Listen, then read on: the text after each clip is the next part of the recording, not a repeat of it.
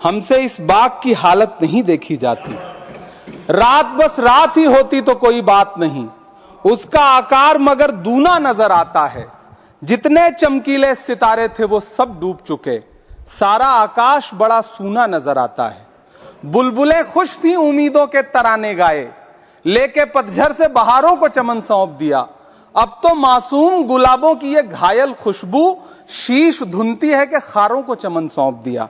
अस्सलाम वालेकुम रहमतुल्लाहि व बरकातुहू। नाज़रीन, इस्तकबाल है आपका हमारे चैनल अल इस्लामिक ट्यूब पर। आज 12 मार्च 2026 बरोज़ जुमेरात अपनी शायरी के ज़रिए से पार्लियामेंट तक का सफ़र तय करने वाले मशहूर व मारूफ शायर और इमरान प्रतापगढ़ी, जो पार्लियामेंट के मेंबर हैं, राज्यसभा के रुकन हैं कांग्रेस पार्टी की तरफ से, आज उन्होंने पार्लियामेंट में खड़े होकर अपनी शायरी का अनोखे अंदाज में इस्तेमाल किया और शायरी के ज़रिए से शुरुआत की। और मुख्तलिफ़ जगह पर उन्होंने जब भी वो तकरीर करते हैं पार्लियामेंट में तो सोशल मीडिया पर उनकी तकरीरें वायरल होती हैं। जैसे बैरिस्टर असदुद्दीन ओवैसी साहब जब बोलते हैं तो पूरा संसद में सन्नाटा तारी हो जाता है, वैसे ही राज्यसभा में, लोकसभा में ओवैसी साहब बोलते हैं, उस तरीके से राज्यसभा में इस वक्त तो इमरान प्रतापगढ़ी भी बेहतरीन बोलने वालों में शुमार उनका नाम होता है। संजय सिंह का एक बयान भी इमरान प्रतापगढ़ी के बयान से पहले आप हज़रात की खिदमत में रखेंगे, जो बहुत ज़्यादा वायरल हो रहा है। किस तरीके से उन्होंने पार्लियामेंट में खड़े होकर मोदी के ख़िलाफ़ बोला है। यकीनन हर कोई उस बयान को सुनकर, संजय सिंह के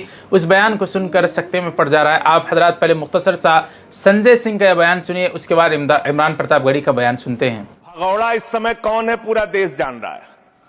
भगौड़ों के बारे में मत कहिए। देश का प्रधानमंत्री गैस के संकट के इस समय में किस गुफा में छुपा हुआ है, पहले उसको निकाल के लाइए। आप पहले उसको निकाल के लाइए। प्रधानमंत्री किस गुफा में छुपे हुए हैं? प्रधानमंत्री के बारे में आप हमारे ऊपर टिप्पणी कर रहे हैं, का प्रयोग नहीं करेंगे। आप हमारे ऊपर टिप्पणी कर रहे हैं, ये आप हमारे ऊपर टिप्पणी कर रहे हैं। पूरा देश गैस की लाइनों में खड़ा है, यहाँ पर शामिल प्रधानमंत्री गुफा में छिपे हुए हैं। प्रधानमंत्री को निकाल के लाइए। अपने इमरान प्रतापगढ़ी ने आज जिस अंदाज में, जिस सलीके से अपनी बात रखी है, आइए आप हजरात की खिदमत में रखते हैं और हम सब मिलकर सुनते हैं इमरान प्रतापगढ़ी का वो बयान। इससे पहले आपसे गुजारिश है, वीडियो को लाइक करें, शेयर करें, चैनल को सब्सक्राइब कर दें। आइए सुनते हैं इमरान प्रतापगढ़ी ने क्या कहा। Shrimati Rajathi ji not present. माननीय श्री बाबूराम निषाद जी 8 मिनट।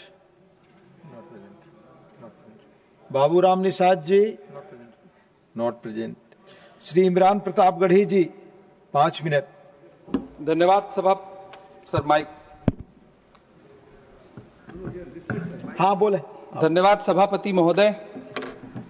मैं रूरल डेवलपमेंट पर अपनी बात रखने के लिए खड़ा हुआ हूं। कोई खुशबू न कोई फूल न कोई रौनक, उस पे कांटों की जहालत नहीं देखी जाती। हमने खोली थी इसी बाग में अपनी आंखें, हमसे इस बाग की हालत नहीं देखी जाती। रात बस रात ही होती तो कोई बात नहीं, उसका आकार मगर दूना नजर आता है। जितने चमकीले सितारे थे वो सब डूब चुके, सारा आकाश बड़ा सूना नजर आता है। बुलबुलें खुश थी उम्मीदों के तराने गाए, लेके पतझड़ से बहारों को चमन सौंप दिया।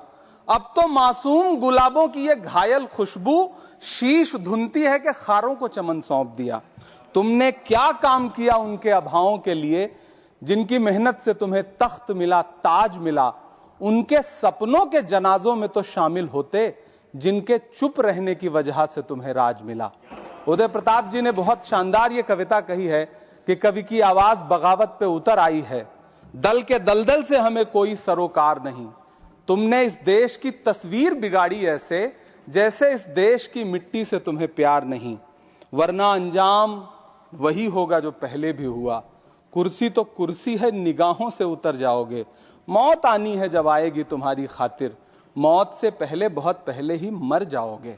सभापति महोदय, गांव की परिकल्पना में प्यार था, अपनापन था, भाईचारा था। कभी महात्मा गांधी ने जब गांव का सपना बुना तो मुझे लगता है उसमें वो मोहब्बत थी कि गांव में अगर किसी बिटिया की शादी होती थी तो पूरा गांव अपने संसाधन लेकर के, कोई चारपाई लेकर के, कोई गुड़ लेकर के, कोई प्रेम लेकर के खड़ा हुआ करता था।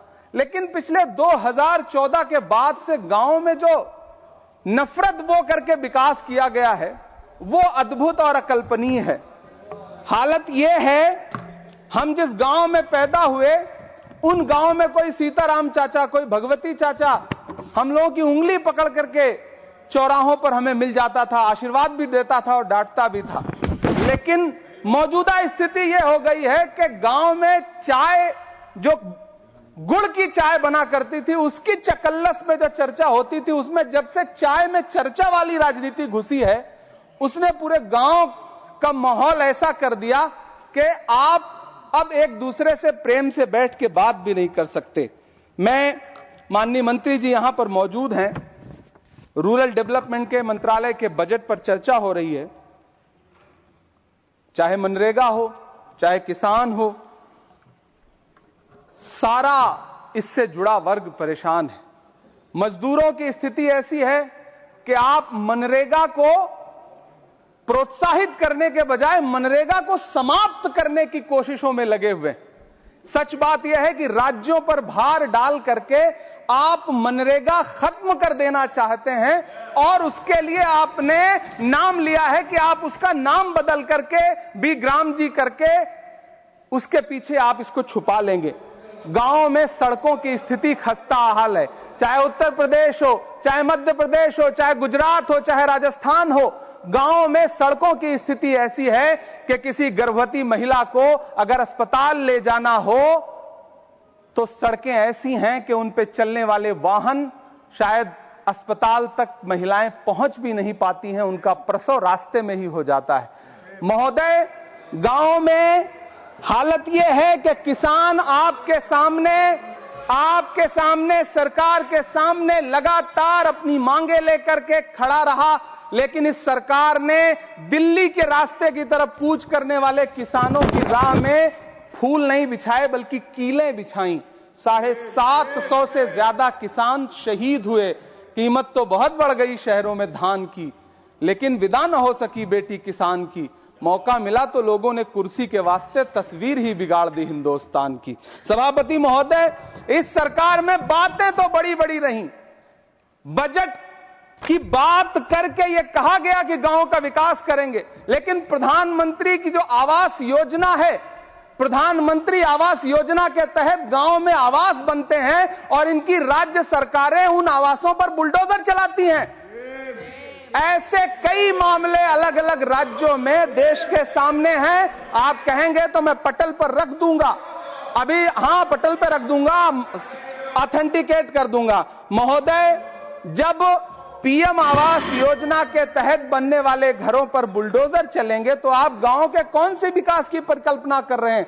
गांव को तो आपने भगवान भरोसे छोड़ दिया है। गांव में रहने वाला किसान अपनी मेहनत से अगर अन्न उपजा रहा है तो आप उसकी एमएसपी भी नहीं दे पा रहे हैं, आप उसको सहायता नहीं दे पा रहे हैं, बल्कि धन्ना सेठों की सरकार बना के रख दिया है आपने। महोदय, मैं जानता हूं मेरा समय समाप्त होने वाला है, लेकिन एक मिनट मुझे कंक्लूड करने दें, मुझे कंक्लूड करने। सर, हमारी आंखों में तो ऐसे गांव के सपने थे कि जहां रहने वाले ग्रामीण अंचल के लोग शहरों की तरफ पलायन ना करें, ऐसा सपना हम देखा करते थे।